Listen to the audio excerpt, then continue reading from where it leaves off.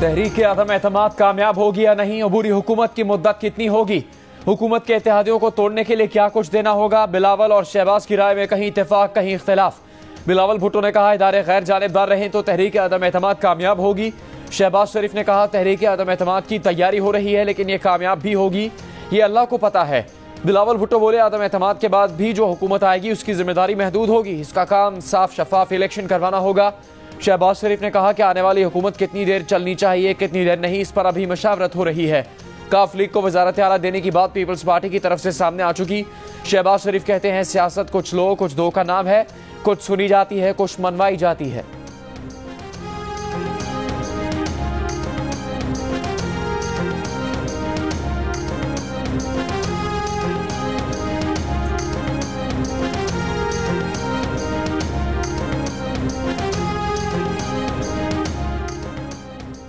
हुकूमत ना छोड़ने का वादा लेने चेयरमैन सेनेट सादिक संजरानी चौधरियों के घर पहुंच गए।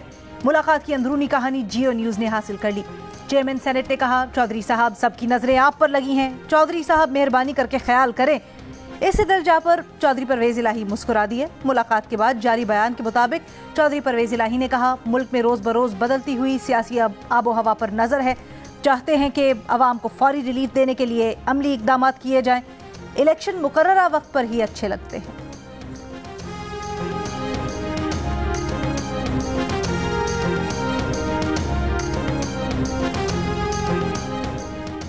लाहौर में वफाकी वजीर दाखिला शेख रशीद और वजीर आला पंजाब उस्मान बुज़दार की बैठक। अपोजिशन की तहरीक अदम एतमाद नाकाम बनाने की हिकमत अमली पर गौर। शेख रशीद ने कहा कि अदम एतमाद की बातें सिर्फ दिल बहलाने के लिए हैं। अपोजिशन की आकबत ना अंदेश ना ने अदम एतमाद को खेल समझ रखा है। नाजुक हालात में मनफी सियासत करने वालों को होश के नाखुन लेने चाहिए। वजीर आला पंजाब ने कहा कि जिसे शौक है वो अदम एतमाद ले आए, घबराने वाले नहीं।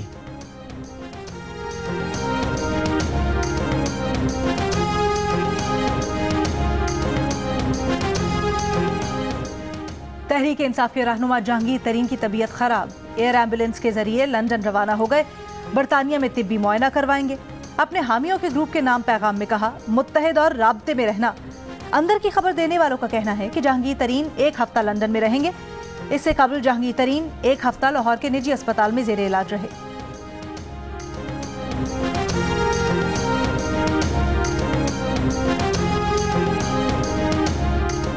कायदे पे इख्तिलाफ। शहबाज शरीफ का जहांगीर तरीन के लिए नेक तमन्नाओं का इजहार। कहा तबीयत की नासाजी बाइस तशवीश है, दुआ है जहांगीर तरीन जल्द सेहतियाब हों और उनके अहल खाना को परेशानी और गम से निजात मिले।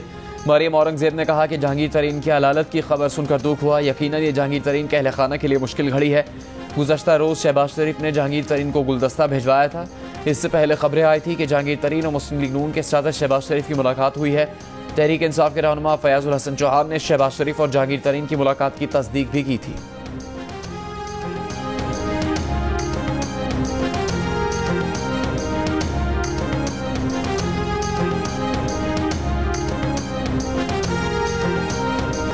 तहरीक अदम एतमाद की कामयाबी के बाद वजीर आजम और पंजाब के वजीर आला का फैसला नवाज शरीफ करेंगे। रहनुमा नून लीग राना सनाउल्लाह ने कहा मुस्लिम लीग नून और अपोजिशन जमातों ने अपनी तजावीज़ नवाज शरीफ के सामने रख दी हैं। ज़मीर की आवाज़ पर लब्बैक कहने वाले तहरीक इंसाफ के भी कई लोग नवाज शरीफ के फैसले का इंतजार कर रहे हैं। फोन आने और इशारे आने बंद हो गए हैं। अगले इलेक्शन में वोट को इज्जत मिलेगी।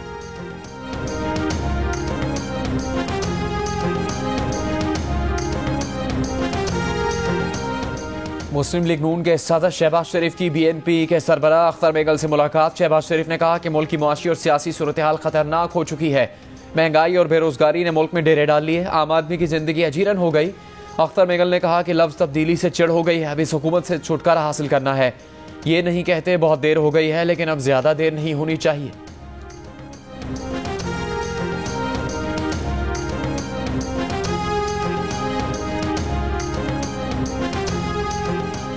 वजीर दिफा परवेज खटक ने अपोजिशन के 7 अरकान अपने साथ मिलाने का दावा कर दिया।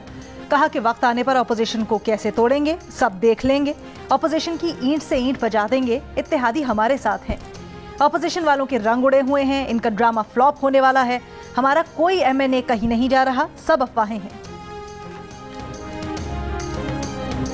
वफाकी वजीरों की क़यादत में तहरीक इंसाफ की हुकूमत का सिंध हुकूमत के खिलाफ मार्च। सिंध हुकूमत सिंध हुकूक मार्च का घोटकी की तहसील ओबाड़ो से आगाज। तहरीक इंसाफ के वाइस चेयरमैन शाह महमूद कुरैशी ने बिलावल को निशाने पर रख लिया। कहा लूट मार के हिसाब का वक्त आ गया है, बिलावल जवाब दो, हुकूक का हिसाब दो। वो इमरान खान को पैगाम देंगे कि सिंध उनके इस्तकबाल के लिए तैयार है।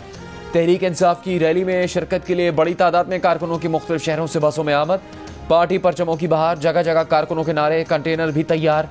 मार्च में शिरकत के लिए दूल्हा भी बारात लिए हाजिरी लगवाने पहुंच गया।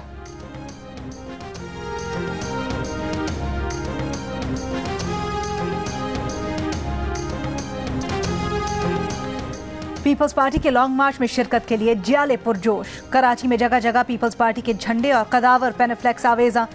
पीपल्स पार्टी का लॉन्ग मार्च कल बिलावल भुट्टो जरदारी की क़यादत में कराची से इस्लामाबाद के लिए रवाना होगा। पीपल्स पार्टी की रहनुमा शर्मिला फारूकी की महंगाई और पेट्रोलियम मसनूआत की कीमतों में इजाफे के खिलाफ गधा गाड़ी पर सवार होकर रैली। इमरान खान के खिलाफ नारे भी लगाए। बिलावल भुट्टो जरदारी ने कहा कि पीपल्स पार्टी का मार्च गैर जमहूरी हुकूमत पर जमहूरी हमला है। तहरीक इंसाफ के मार्च को सर्कस और लोटों का टोला करार दे दिया।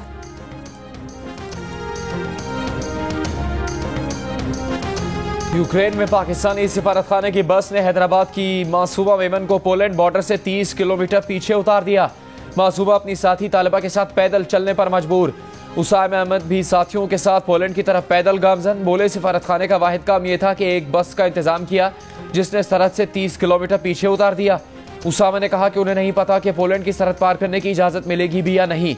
तालिब इल्म जोशुआ अंजुना का कहना है कि कल दोपहर से पैदल चल रहे हैं, भारी सामान उठाकर थक गए हैं। वो और उनके साथी अपना बहुत सा बेशकीमत सामान रास्ते में फेंकने पर मजबूर हो गए। कहा कि सिफारतखाने ने अपना अमला निकाल लिया, तलबा को बेयार और मददगार छोड़ दिया। 2 दिन से पैदल चलने वाले टंडोवाला यार के जरार का वालिदैन से टेलीफोनिक राबता मुनक़ता हो गया। वालिदैन परेशान। जरार की 2 दिन पहले पैदल सफर की वीडियो सामने आई थी। जरार के वालिद ने बताया कि सिफारतखाने ने जो नंबर दिए उन्हें कोई नहीं उठा रहा। कीव से 20 किलोमीटर दूर फंसी आमना हैदर को सिफारतखाने ने मदद नहीं दी। यूक्रेन के रिहायशी एक पाकिस्तानी ने उन्हें मज़ाफाती गांव से कीव पहुंचाया। आमना का बस में टेर्नोपिल की तरफ से सफर जारी। मशरकी हिस्से खार्किव में फंसे 250 से 300 तलबा का 1000 किलोमीटर का सफर करके मगरबी सरहद तक पहुंचना एक कठिन मरहला है। तलबा अपनी मदद आपके तहत इतना फासला तय करके कैसे पहुंचेंगे, लम्हा फिक्रिया।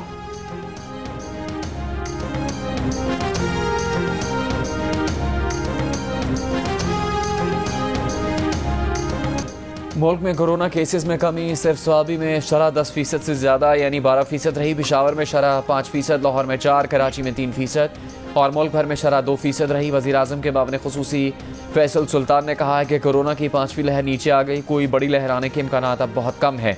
पाकिस्तान में कोरोना के खिलाफ अभी तक हर्ड इम्यूनिटी या पॉपुलेशन लेवल क़ुव्वत मदाफ़त हासिल नहीं हुई।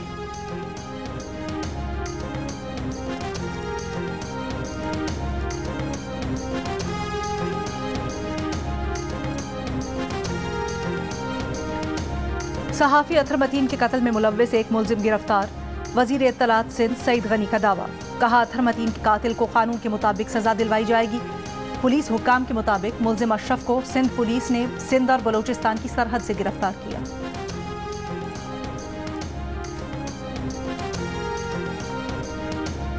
सिक्योरिटी फोर्सेस का शुमाली वज़ीरिस्तान के इलाके स्पिनवाम में ऑपरेशन फायरिंग के तबादले में एक दहशतगर्द मारा गया। ISPR के मुताबिक हलाक दहशतगर्द से असला और गोला बारूद बरामद किया गया। इलाके के लोगों ने सिक्योरिटी फोर्सेस के ऑपरेशन को सराहा।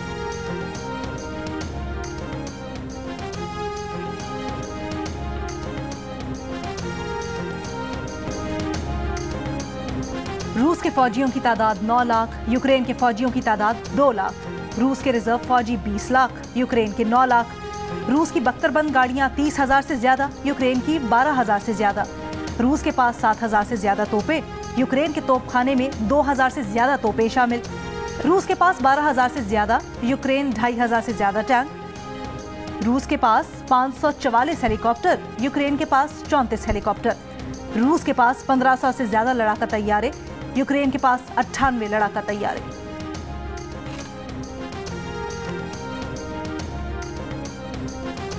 और शौक का कोई मोल नहीं, चाहत का कोई हद नहीं। सोशल मीडिया पर नुसरत फतेह अली खान के शहदाई शौकीन गुलकार चाहत फतेह अली खान ने धूम मचा दी।